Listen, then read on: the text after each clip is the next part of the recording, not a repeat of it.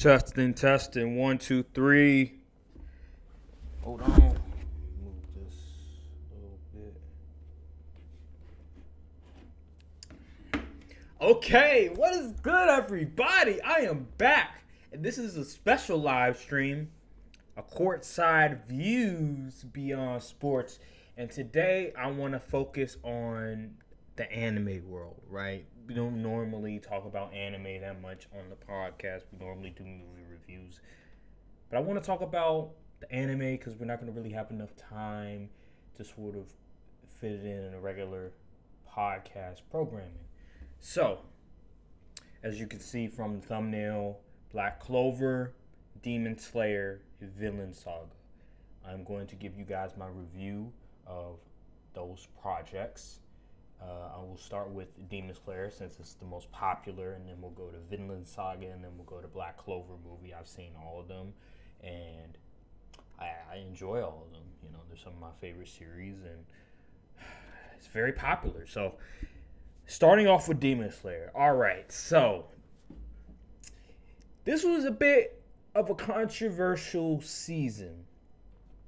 Very divisive.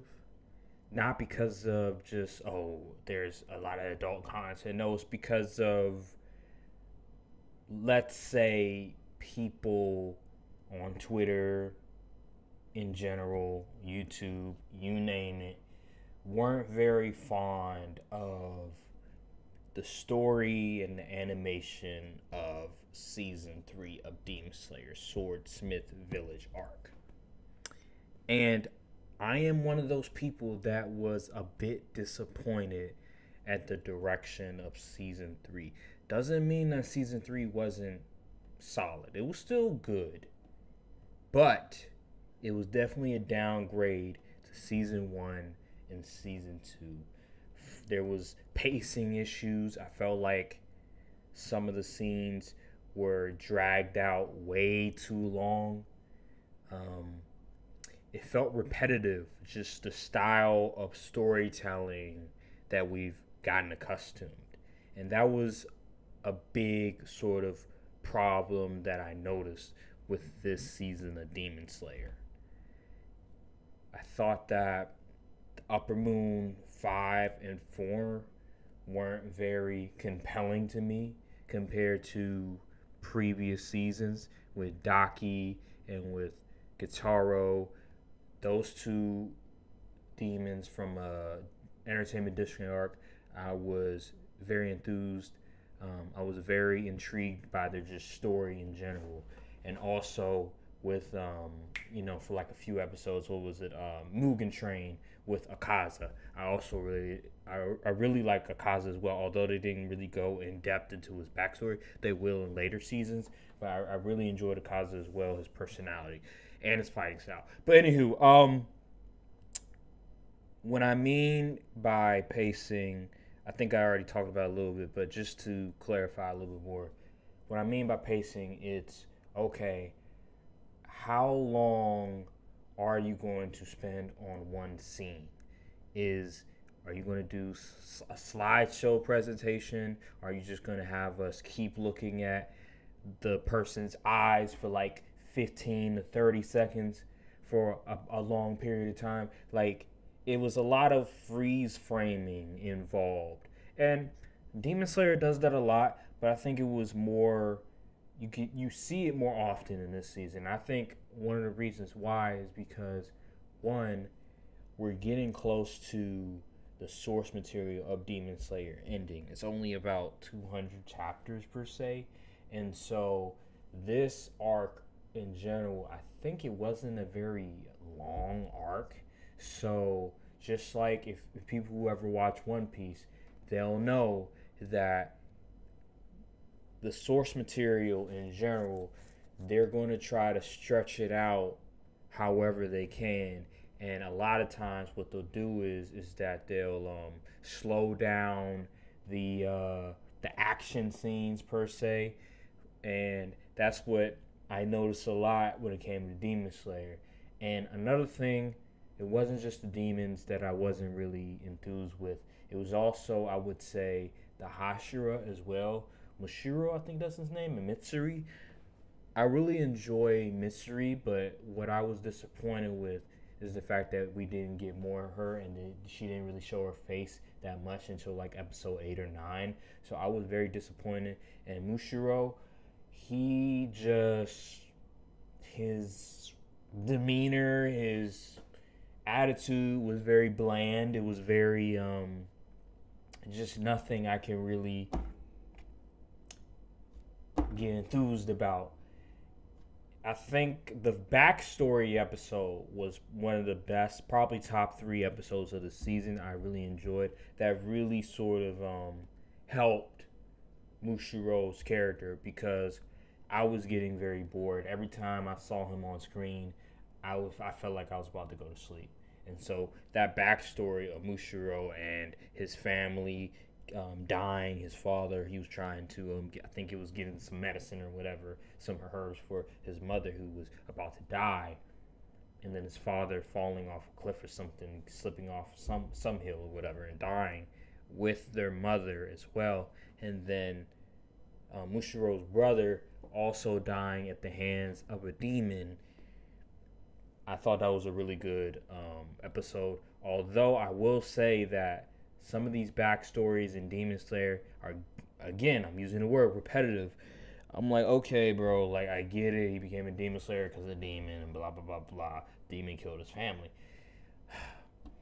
And sometimes that's cool and all, but then sometimes it gets to a point where I'm tired of seeing the same old story about why they became a Demon Slayer. And with Masuri, I'm actually glad that they went a different approach on it, and it wasn't because, oh, a demon attacked their family and all that. So I really enjoyed her backstory, although as silly as it can be, I still enjoyed her backstory because it was a bit different. It wasn't the cliche old reason why this person became a Demon Slayer. So I was glad about that. The climax of it was really good. I thought it was a great decision by Ufotable staff to make the final episode 50 minutes. It really gave us a lot of content that we needed, right? And I'm not gonna lie, I was spoiled in the manga. I already knew that Nezuko, spoiler alert, she was able to conquer the sun, first demon to do that. I already knew that moment and everything. I've basically been spoiled at the ending of the manga as well, and who's gonna die and who's gonna live and all that other stuff. But yeah, I knew that scene was going to take place eventually, and they did a really good job. I thought they definitely improved the areas that the manga lacked. The music was just phenomenal. The animation was exceptional. The voice acting was exceptional. I enjoyed that moment. I enjoyed Tanjiro fighting Upper Moon 4, I believe it was. Him sort of finally being able to take down Upper Moon 4, cut the head off, yada, yada, yada. And it was just a great last episode. I thought that they left it off on a really good mark because I was getting a bit concerned with the season in general. At first, I was going to rate it maybe a 6.5, but now because of episode 11 and the way that they were able to animate it, I'm gonna raise it a little bit more, and I'll give you guys my rating a little bit later. Overall, this season of Demon Slayer, it's the worst season out of 1 and 2, which is, let's face it, it's very hard to try to beat 1 and 2 because those two were exceptional, especially 2. 2, man, every episode after like episode 4, every episode got better and better and better. I'm like, no way it could get better than this. It got better. No way it could get better than this. It got better. No way it could get better than this. It got better. So it's going to be very hard to beat season 2. And then even some parts of season 1, although it was a bit slow at first, there was a good medium action and sort of dialogue. It's going to be very hard to do that. Overall, I would give Demon Slayer a solid 7 out of 10. It was good for the most part. It wasn't great. I thought the story, matter of fact, man, am I being too nice to Demon Slayer? Because that story was very basic, very repetitive, wasn't good at all. I have to take off some points. I'm sorry. The fact that we keep having this conversation about the animation sort of carrying the story. I'm going to give it a 6.5 because the story was so lackluster. I have to give it a 6.5. I know I said that, original is going to... I have to be honest. I have to be fair in this assessment of the season. 6.5 is fair. And that's how I feel about Demon Slayer. So, let's transition to Vinland Saga. This is my favorite anime of the spring season. I'm so glad the MAPPA staff were able to adapt 24 episodes of this season and not do like a 12 episode season, because this needed 24. Doing 12 would have been a disservice. So I am very happy that was a great decision by MAPPA to adapt 24 episodes, because wow, what a season. What a journey for Thorfinn's character. By far the best male protagonist of the spring season, and we could argue of just this year in general so far. His sort of... what's the word I'm looking for?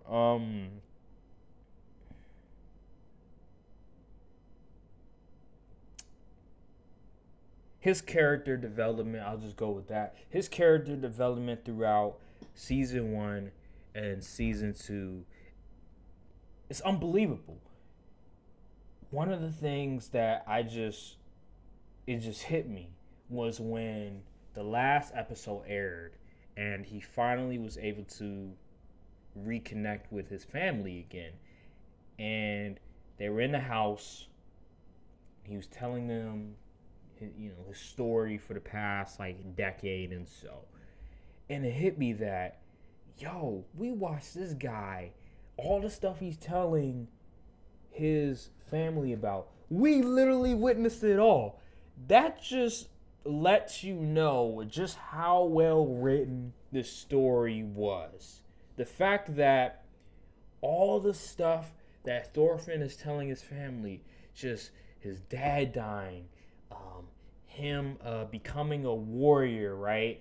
And basically chasing after Askeladd, challenging him to a duel and everything, losing all the time, overthrowing the king, being the guard of the king, almost he sliced, pretty much stabbed or sliced King Canute, not being able to get the revenge on Askeladd, going through that sort of period where he was a slave, right? And then finally being freed, stopping a war from ensuing. It's so much stuff that has transpired with Thorfinn's character.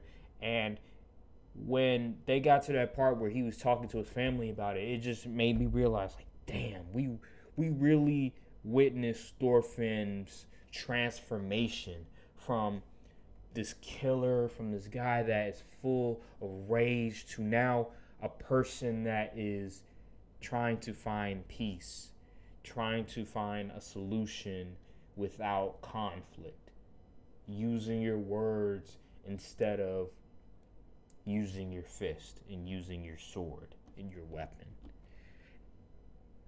It's just beautiful. Now, there's going to be people like, it's not realistic.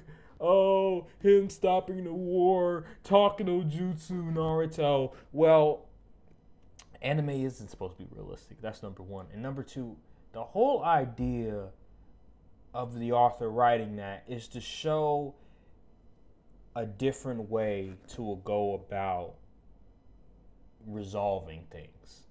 And what the author is basically saying is, it's pretty simple. It's really simple. 5-year-old could figure this out. It's the fact that why not use your words instead of your fist to resolve a conflict? Why not come to a peaceful resolution? Why do we have to resort to violence as the first answer to everything? Why not? Why can't we have a conversation? Why can't we do that first before we go to all the way to killing one another? Why can't we go to a peaceful resolution and then reserve violence as the last resort? And I feel like that was the whole point of Thorfinn and Canute's interaction. Thorfinn had no agenda. All Thorfinn wanted was a peaceful resolution. Stop fighting. Stop trying to overtake this man's land. He didn't do anything wrong. You're the person that is trying to just take his land from him. For what? Because you need more money? Well, you can find a different way, a peaceful way of doing things. And I thought that that episode, I forgot what, I think it was like 23 or 22, whatever. That episode was amazing. It was beautifully done.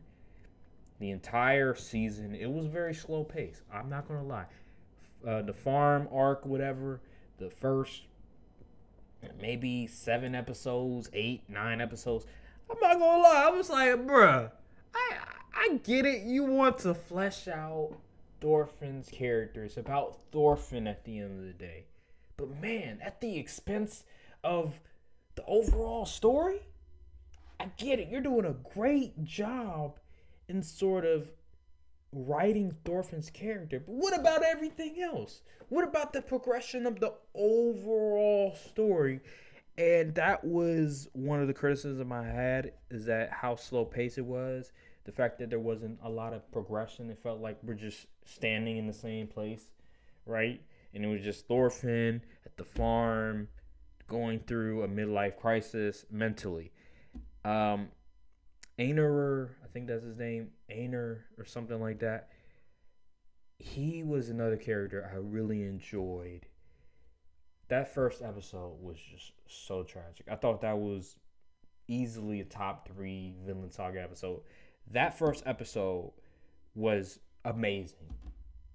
They did a phenomenal job introducing Einar's character, because I'm not gonna lie, I read like maybe 10 chapters of this and I was kind of bored. But that first chapter, I remember I read sort of Einar's backstory and everything, and I was like, damn, this shit is kind of sad. And what they did from just taking the story from the manga and then putting it in the anime, 10 times better. It looks incredible. The way that they did it, the art, the animation, the voice acting, all that stuff. From his family dying because of these Vikings that were taking over. I think it was the Vikings that were taking over or something like that. It was just breathtaking the way that the Mappa staff was able to adapt this, because I felt every bit of emotion just watching the tragedy that was ensuing for Einar's, his home, right? And it was getting taken over, and his family just died, and he became a slave, and it's just so much mixed emotions with that, and that really got me. Obviously, that got me like really invested into the season. I was already invested, but that episode, like that was just great. One of my favorite episodes, Vinland Saga, and what's her name? Oh God, that girl's name. I forgot. Hold on. Wait a minute. What's her name? Damn. Vinland. Hold on. Saga season.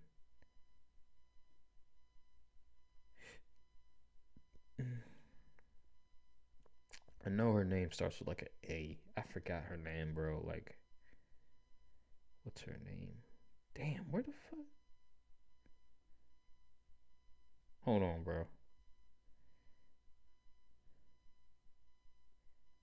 Hold on. Let me see.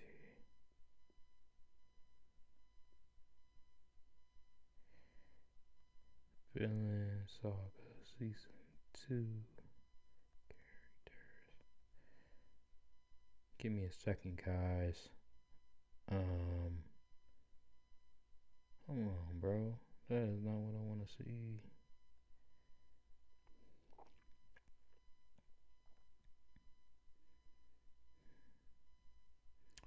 Where is the character?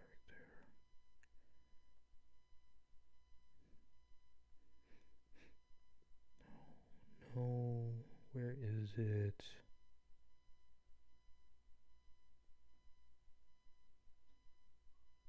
Arnade. Arnide? I think it's Arnide. I think that's how you say her name. Garder. Arnide. Alright. So Arnide. Her character. Wow. Just I didn't expect any of that to happen. Her character is tragic. It's just complete tragic.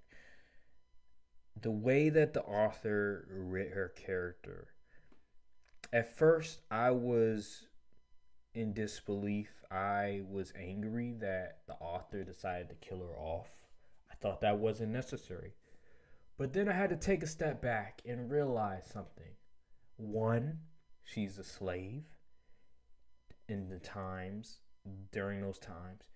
And the slave owner, yes, he came across, oh, he's this nice guy, he treats the slaves so well. But at the end of the day, he's the slave owner. And slave owners, it doesn't matter how they portray them, they're pieces of shit because they own people, don't pay them any wages, and they're forced to do his labor for him. So at that moment, that's when I realized, okay, I understand why he did that.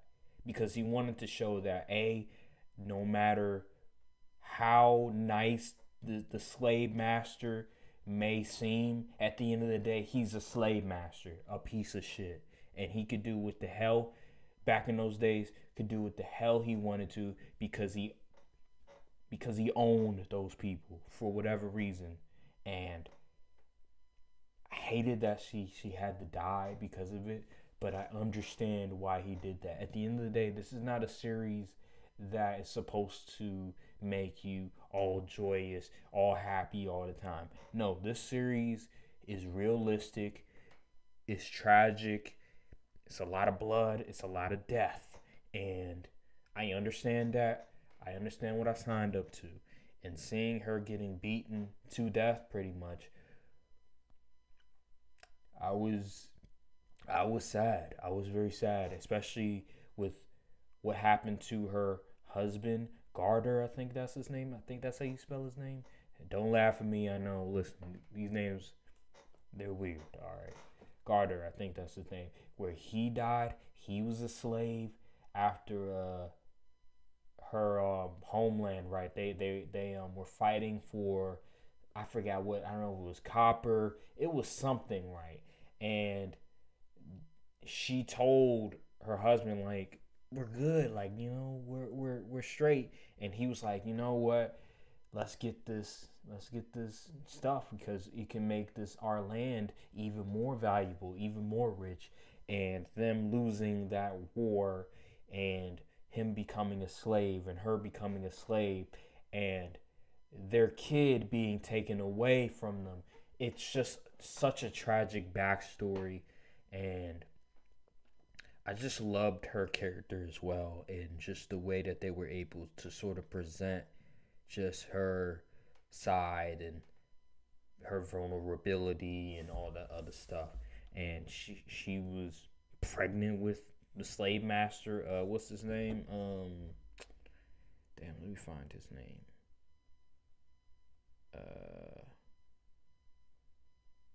Where is that motherfucker? Cattell. Yeah, Cattell, right?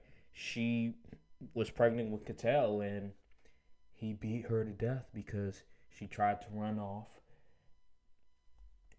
And slave masters back in those days didn't like that when their slave tried to run off, especially a slave that he was fucking and he was pillow talking with. So her character was definitely very important for the series. It was kind of odd because it was like, okay, you go from Canute pretty much declaring war to Catel's farm and all the other stuff.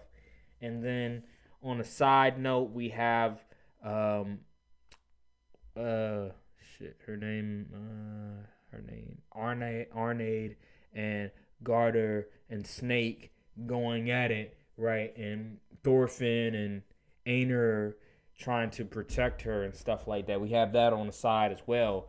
And then all of a sudden, um, Cattell comes back, beats the shit out of her because she tried to leave, and then we have the war and stuff. So it was weird, but it was still at the same time it was still great.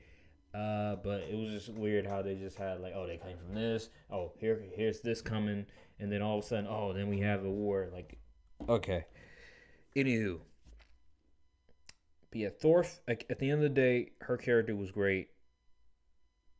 Aner's just his interaction with Canute and him sort of coming to grips um with Arnide's death, right? That was another thing that I was very I was watching deeply because he was very stressed. He was angered as well. But Thorfinn again and again having the ability to just not resort to violence anymore because he understands that revenge doesn't solve anything. All it does is just create more conflict. Thorfinn really grew this season because at first, the few episodes, couple of maybe 6 episodes, I was like, damn, he doesn't feel that interesting to me. But by episode 12, no, episode 12, I would say, that's when stuff started to really build for me and I started to really appreciate Thorfinn as a character. And I just loved it in general. The opening, oh my god. Season 1, oh no, excuse me. Part 1 of season 2, amazing. Part 2 of the opening was even better. The openings, the music was incredible. I loved the music of Vinland Saga, bro. They did such a great fucking job with the music. Hold on. I'll be right back.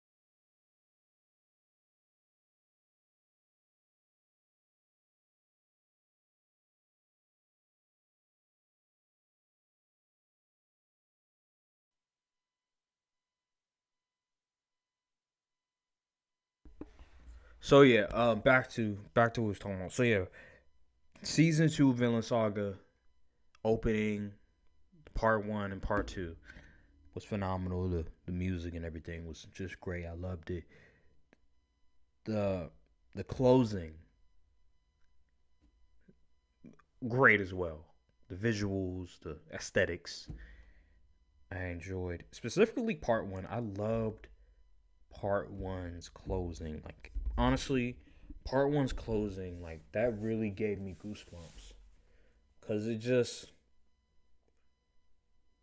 you can kind of relate to what they're talking about, right? And it's in English, so I can understand what they're saying. And that part one closing, that music was great. Like, the person who sang that, they sang their ass off. In part two as well, like, they sang their ass off as too. So yeah, if I have to give a grade for Vinland Saga, I would give this season a solid 8.5. I do that because I just really enjoyed it. It's a really good season, a really good anime. I enjoyed the story. I thought that the reason I give it an 8.5 and not a 9 is because of the pacing.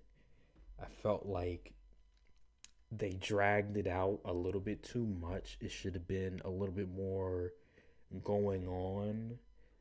Like, I'm cool with like the first maybe 4 or 5 episodes, but wait until like episode 10 or 11 before things start to get popping. That's where you kind of lost me a little bit. I still enjoyed it though. 8.5 is still really good, but not really progressing that much in sort of the story until like episode 10 or 11. I gotta knock off some points for you. So 8.5 for Vinland Saga and 6.5 for Demon Slayer. So right now, Vinland Saga has the edge.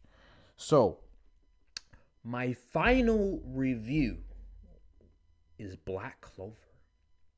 So Black Clover, if you don't have Netflix, Black Clover, the movie came out, I believe it was Friday on the 16th, I believe.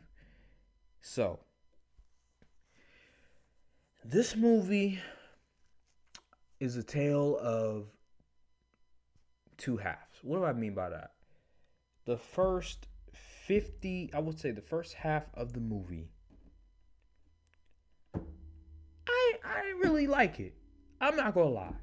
I was a bit disappointed. And here's why. So,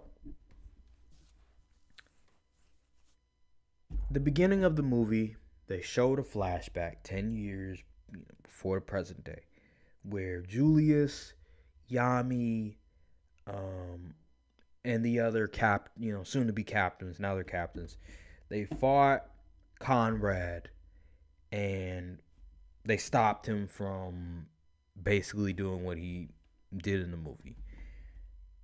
So then we go from there, right? And we fast forward to present day, where there's like this tournament, magic tournament. And we only get like 2 minutes, and they're showing Asta versus Yuno, and Asta's wearing like this mask. I was like, let's go. I want to see this. We got to see some action between Asta and Yuno finally. And we only get 2 minutes of it. Why? Why would you only spend 2 minutes on this? Give us some time before we start getting to the action, to start getting to like the real story, because it was so fast. How we go from backstory, right? Oh, Conrad, he's trying to do this. Julius, Yami, and them are about to stop him. They stop him. Then we fast forward to present day, blah blah blah, and only get 2 minutes, and then we're all of a sudden Conrad's doing this thing again. Like, damn, give us time to breathe. So I thought the pacing was relatively fast. Like, can you build it up first before we start getting to the action? Why not show Conrad pretty much planning his revenge before we get to the actual fighting? And that was my problem with the movie. It was too fast paced. There was not a there needed to be more dialogue. There needed to be more setting things up. I know it's a movie, but you can still do that. You can still have time to set things up. And I didn't like that. I didn't appreciate I'm not gonna lie. I'm not gonna say I was zoned out, but I was a bit appalled. I was like, oh my God, bro. Like the first 50 minutes, I'm like, bro. Like just fight after fight after fight. No setting things up. Like these are pointless fights. Solid animation, like really good animation. But I like storytelling. I like the stories to build things up. I don't want things just to be thrown there out of nowhere and then we're just having to guess. Like, no, I want you guys to get to talking, get to explaining, get to building things up, and then we get to the conflict. But no, like I had no emotional attachment to the villain, to the antagonist at all. I was like, oh my God, like what are we doing? Really? So you want to make a world, you want to make a kingdom where there's no whatchamacallit, there's no oppression, pretty much. Everybody is equal. Royals aren't going to try to oppress regular people. Cool. Why not show a 10-minute, 5-10 minute backstory into why you got to that point? They didn't do that. All they did was show a slideshow presentation of maybe a couple of scenes, like his old, like, I guess crew, whatever, where his girlfriend, I think it was, or his wife, whatever, where it showed that, and then I think it was Julius who talked about how his wife died and stuff of that nature. His whole clan died, and they blamed it on him. Why not show us that instead of telling us that in like a 30-second clip of Julius explaining everything? Why do we have to be left to question into why is he doing this? What made him turn this way? That's what blew my mind. Why are we left with so many question marks? And then I felt like they dropped the ball on the former Wizard Kings. In Black Clover, if you watch Black Clover's anime, we don't get really any information about the past Wizard Kings except the first one. And obviously Julius as well. This was the opportunity to explore the other Wizard Kings before Julius. And they dropped the ball. The fights were amazing, but they still dropped the ball on that. And I hate that because I feel like Black Clover, there's so much lore that they could still explore, even in the movie. But they dropped the ball on that. They just like, we're just going to go straight action, and that's that. I don't like that. I really don't. I don't like just going straight action because the fights are meaningless. I want to be invested in these characters. I want to know what their intentions are, why they're doing what they're doing, what they went through. And they didn't do all that. It was just like, oh, we're just going to fight. Conrad brought back the former Wizard Kings, and we're going to fight. Blows my mind. Blows my mind. And so, the pacing was fast. The art animation was really good, especially the second half. The second half, I'm not going to lie, I was like, damn, this shit is great. Mary Oleona, that's my favorite character of Black Clover, by the way. She is something else. It seems like the animators at Puro, they know that when Mary Oleona gets on screen, we have to put our best effort in making sure her fights are great because she is a bad ass. Man, she is, oh my God. I just love her character. She reminds me of Kenpachi Zaraki from Bleach, and he's one of my favorite characters as well. She is like gangster. She is gangster, bro. And I loved the way that they honestly her fight between the women Wizard King, that was my favorite. Like not even Asta versus Conrad. No, her fight was my favorite. Just the combat, the them sort of throwing, fists, whatever. That was my favorite. Like I love that.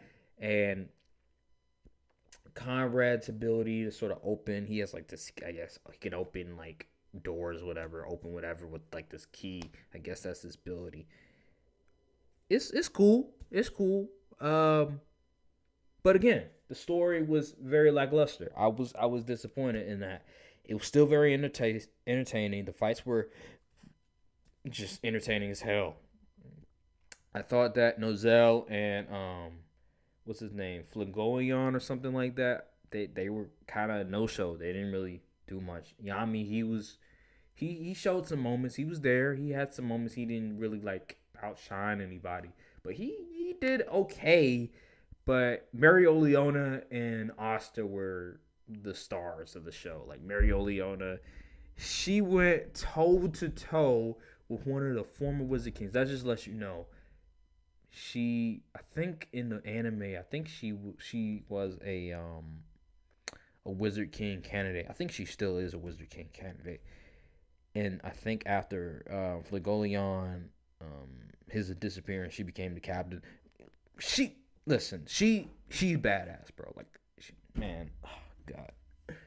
I love me some Marioliona. And it's not because, her looks. Like, no. It's because I love her just character, like her attitude and just her no bullshit mentality. Like, she's Black Force energy. Don't give a damn about anybody. She's in the wrong anime. She should be in a different anime because her attitude, she should be in like Jujutsu Kaisen, Chainsaw Man, whatever. Because she's that ruthless. Like she's that like I don't give a damn what you guys think type of energy. And I love that about her. I wish there was more female characters like that where their best traits aren't their looks.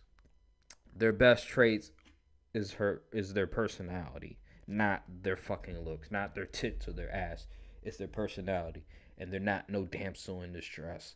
They're not no female character that needs help from somebody else. Like, no, she was by herself fighting a former Wizard King, and she was doing a lot of damage. Like, she was folding that Wizard King.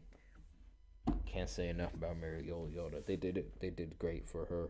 But I thought another thing I was disappointed. I thought that this could have been, because we haven't seen Black Clover since 2021, this could have been a great opportunity to preview the new double form of Asta that's going to be on the next arc, and also Yuno's new form. But they didn't do that, and I was so disappointed. I remember when One Piece Film Red, they teased it a little bit. Oh my god, I don't want to say it. They teased this form. This new form by Luffy, all right? I'm not going to say what the form is, but they teased this new form by Luffy. It was only like 5 seconds, right? But they still teased it. I felt like with this movie, they should have done the same thing. Maybe a little bit longer. Tease the new form for, get people excited for the next arc.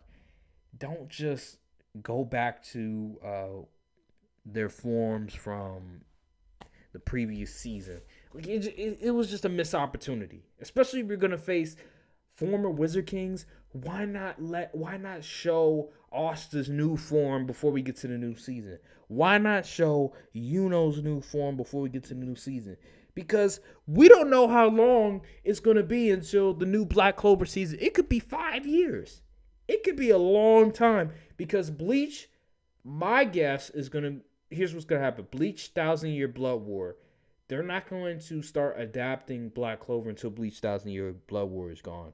So, Bleach 1,000 Year Blood War is coming out in July. That's going to be the second part of the first installment of Bleach 1,000 Year Blood War. It's going to be a good minute. So, I would say Bleach 1,000 Year Blood War, there's like three more, I guess you could say parts The first one's coming out in July, and then it's gonna be like 2 more parts.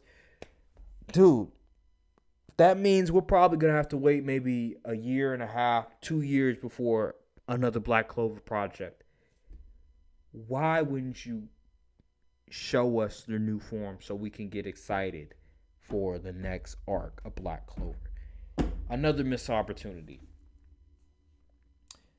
But overall, what would I rate the Black Clover movie?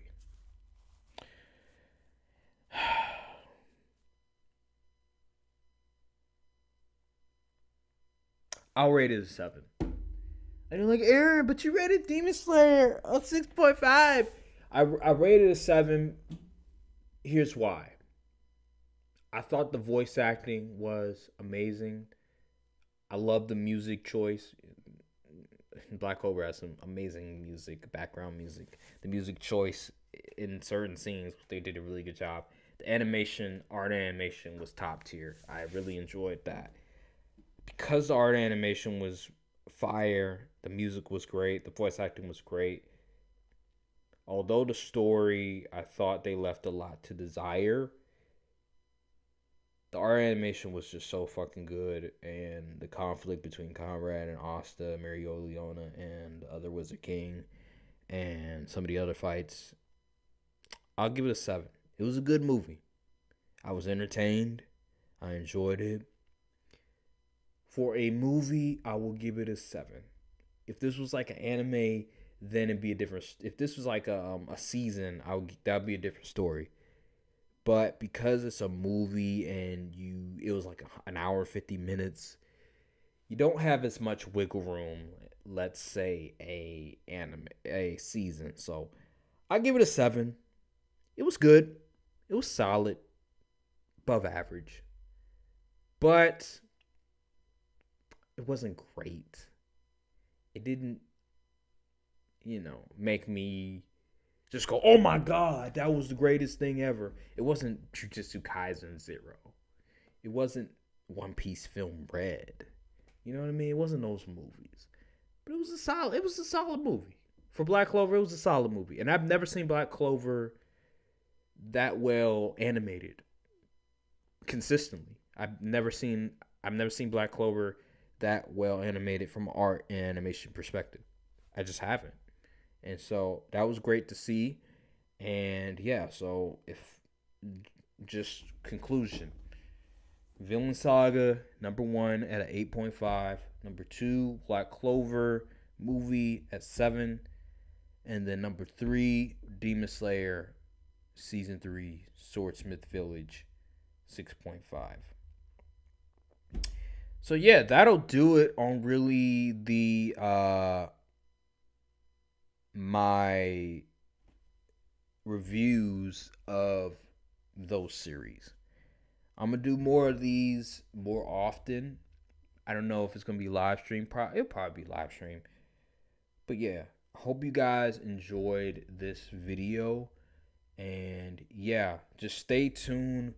We will be posting the podcast episode. We're going to be recording the podcast episode tomorrow. And stay tuned for a Flash review, because we're going to review the Flash movie as well. I might post it tomorrow as well as the podcast. I don't know.